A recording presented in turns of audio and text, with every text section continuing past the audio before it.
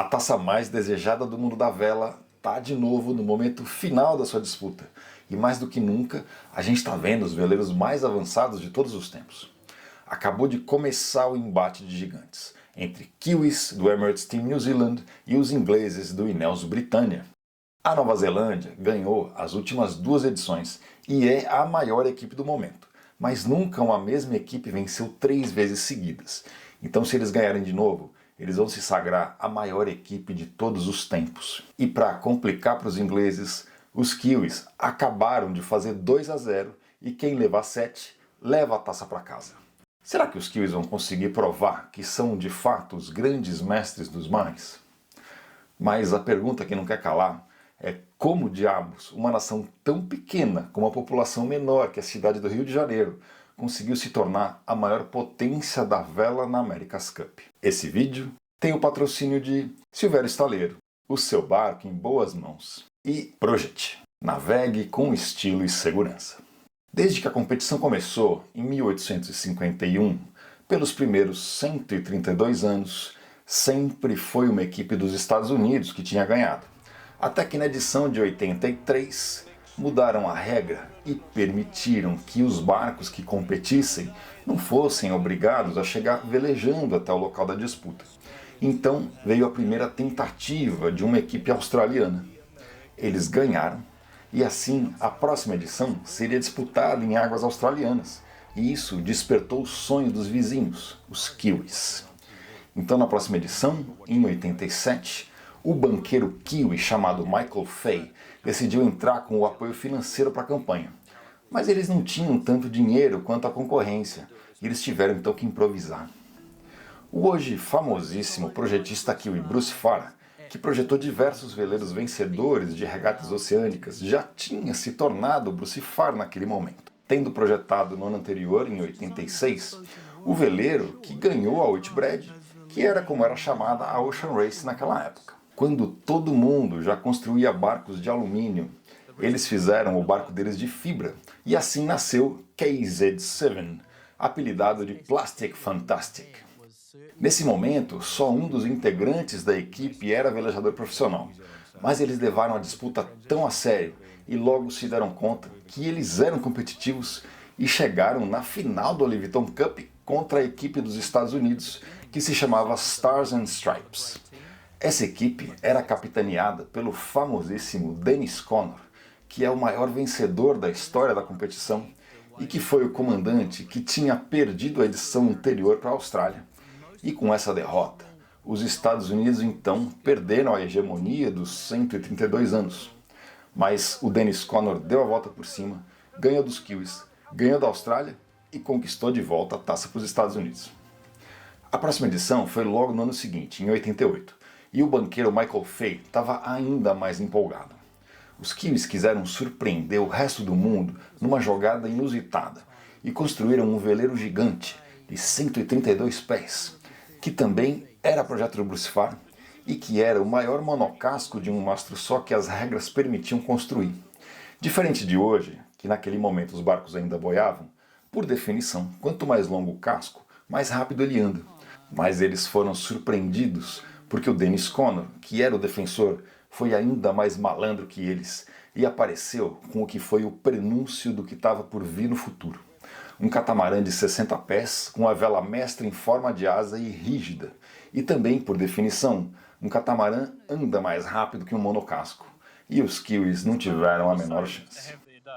Se você sonha em ter o seu próprio barco e quer que ele seja exatamente como você sempre sonhou, você precisa conhecer o Silvério Staleiro. Eles transformam esse seu sonho em realidade, com a qualidade e a personalização que você merece, e entregam o seu barco dentro do prazo e dentro do orçamento combinado, ou seja, respeitando o seu tempo e o seu dinheiro. Entre em contato com eles, que eu tenho certeza que você vai ser muito bem atendido. O contato está na descrição do vídeo aqui abaixo e também fixado no primeiro comentário. Na próxima edição, de 92, o banqueiro Michael Fay estava ainda mais determinado e ele chamou para comandar a equipe o Peter Blake, que tinha finalmente ganhado a Whitbread de 88-89 com um veleiro de projeto Bruce Farr, numa vitória que até hoje nunca se repetiu, porque ele ganhou todas as pernas da volta ao mundo.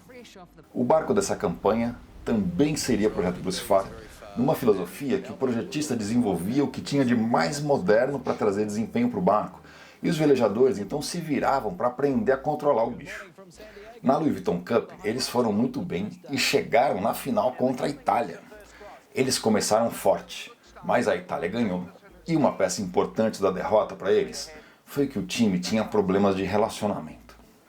Na próxima edição, em 95, o banqueiro Michael Fay cansou da brincadeira e não topou mais entrar. Mas o Peter Blake tinha pegado gosto pela coisa, vestiu a camisa geral, chamou a responsabilidade, inclusive hipotecando a própria casa para pagar a taxa de inscrição antes de ter conseguido o dinheiro dos patrocinadores. Eles convidaram o Brucifar para fazer o barco, mas dessa vez eles queriam poder opinar no projeto final. O Bruce não aceitou e o Peter deixou ele de fora. Com menos recursos do que nas edições anteriores, eles tiveram que ser criativos e ousados. E o resultado final foi um barco diferentão. NZL-32 se mostrou uma máquina à frente do seu tempo, e o entrosamento da equipe era algo incrivelmente forte. O papel do Blake não era velejar, era gerir. Mas o Russell Coutts, que era o comandante, fez uma jogada espetacular, insistindo para o Blake estar a bordo. E isso fez ele vestir a camisa ainda mais e fazer todo o possível para o barco estar ainda melhor. Eles ganharam a Louis Vuitton Cup e foram para a final da America's Cup de fato pela primeira vez. O oponente era mais uma vez o maior inimigo, o Dennis Conner. Os Kiwis apavoraram, fizeram 4-0 e ficaram a uma vitória da tão sonhada taça. A transmissão da regata seguinte teve 92% de toda a Nova Zelândia assistindo. Você que tem veleiro e quer dar um upgrade com itens de alta tecnologia, personalizados e exclusivos, você tem que conhecer a Projet. Ela oferece produtos que combinam design inovador e durabilidade, como rodas de leme de diversas medidas e materiais, como fibra de carbono e Kevlar, personalizados com a cor da sua preferência. Transforme a sua embarcação com acabamentos sob medida, feitos para otimizar a sua experiência de navegação e leve a sua paixão pelo mar a outro nível. Entre em contato com eles, que eu tenho certeza que você vai ser muito bem atendido. O contato está na descrição do vídeo aqui abaixo e também fixado no primeiro comentário. The America's Cup is now New Zealand's Cup, and for only the second time in 144 years, international sport's oldest prize leaves the United States, this time to a different down under, New Zealand! Os Kiwis ganharam por 5-0 e finalmente a vela se consolidou junto com o rugby como o esporte nacional da Nova Zelândia. Inclusive, foi a primeira vez que uma equipe levou a taça ganhando todas as regatas. New Zealand, home of the America's Cup. Thank you. Em 2000, eles foram então os defensores e ganharam novamente. Mas em 2003, o bilionário suíço Ernesto Bertarelli montou a equipe Aling e levou com ele os principais talentos kiwis, que chegaram até a serem chamados de traidores. Os Kiwis que sobraram eram integrantes inexperientes e o Aling então foi campeão. Na próxima edição, em 2007, o governo neozelandês chamou o Kiwi Grant Dalton para botar ordem na casa e tentar conquistar de volta a taça. O Dalton tinha sido o grande concorrente do Peter Blake na Ocean Race. Quando o Blake ganhou em 89, ele chegou em segundo. E na edição seguinte, em 94, ele foi o ganhador.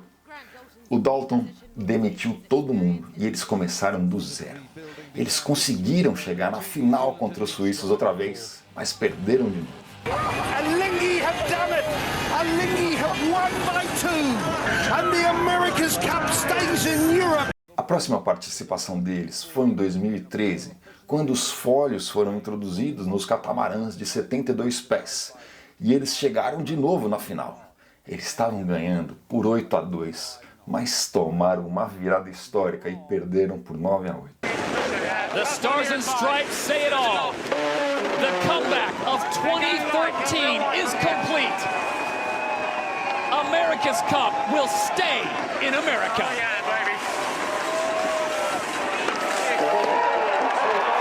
Em 2017, os catamarãs eram menores, de 50 pés. E foi quando eles apareceram com a grande inovação dos ciclistas e finalmente ganharam a taça de volta. The trophy belongs to New Zealand.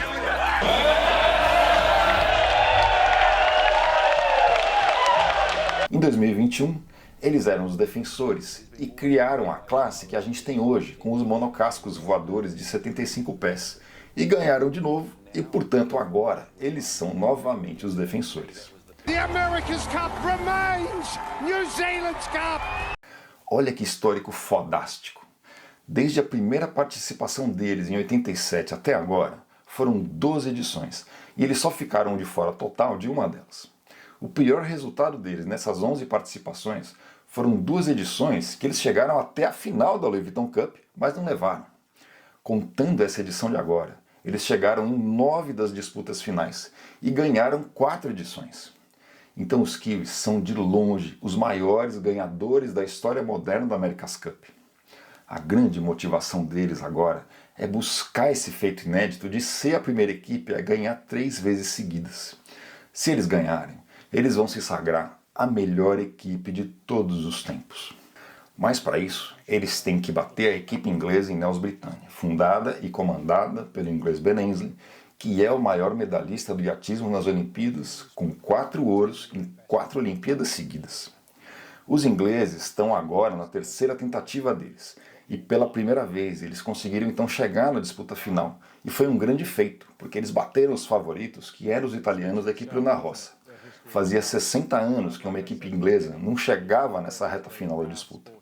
O Jimmy Spithill, que foi o comandante do barco italiano, falou que o grande mérito dos ingleses foi ter aprendido mais e mais rápido que todas as outras equipes. Embora os Kiwis sejam os mestres dos mares nesse momento, os ingleses têm uma grande vantagem. Eles vêm de uma batalha ferrenha com outras equipes para conseguir chegar nessa disputa. E faz mais de um mês que os Kiwis só praticam contra eles próprios. This is Charlie Flash from Homo Sapiens, a educational channel from Brazil. Na coletiva de imprensa, na véspera da primeira regata, eu perguntei para o Peter Burling, que é o comandante Kiwi e que está na equipe desde a vitória de 2017, o seguinte. O Jimmy falou que o grande feito dos ingleses foi ter aprendido mais e mais rápido, enquanto vocês só têm praticado contra vocês mesmos. O que vocês fazem para conseguir compensar isso? So how do you actually, what do you do to be able to make up for that? Yeah, well, it's always been on the schedule. For us, it's been something we've been able to plan for the last 2.5, 3 years. A gente já sabia que isso ia acontecer e a gente se planejou para isso nos últimos 3 anos, desde o anúncio dessa edição. E a gente está então equilibrando com isso a evolução do mar. A desvantagem do defensor é não participar da fase classificatória. Mas a gente está indo no nosso limite e buscando as melhorias para estar o mais afiados possível. To make sure our racing skills are sharp as well. Um monte de gente aqui fazendo a fila para tirar foto com eles aqui atrás. Sabe o que foi mais incrível nessa coletiva de imprensa com a sala lotada de jornalistas de diversos países? É que eu era o único brasileiro. O Homo Sapiens é o único canal brasileiro cobrindo essa regata em loco. Regata número 1. Dancinha do acasalamento sem surpresa e os Kiwis largam ligeiramente melhor e os ingleses nunca mais alcançaram. Placar, Kiwis 1-0. Regata 2. Dancinha do acasalamento sem agressividade de nenhuma equipe e os dois largaram muito bem. E dessa vez a primeira perna teve 2 trocas de liderança. Na segunda perna a favor do vento, os ingleses passaram de novo, mas os Kiwis recuperaram a liderança logo antes da entrada para a perna 3 e nunca mais deram chance para os ingleses. Placar, Kiwis 2-0. Será que os ingleses vão conseguir de novo o feito de aprender mais e mais rápido que o oponente? Para quem você está torcendo? Homo Sapiens é o Brasil na America's Cup. E Homo Sapiens é o canal de quem aprende para zarpar e zarpa para aprender. Eu vejo você na próxima regata.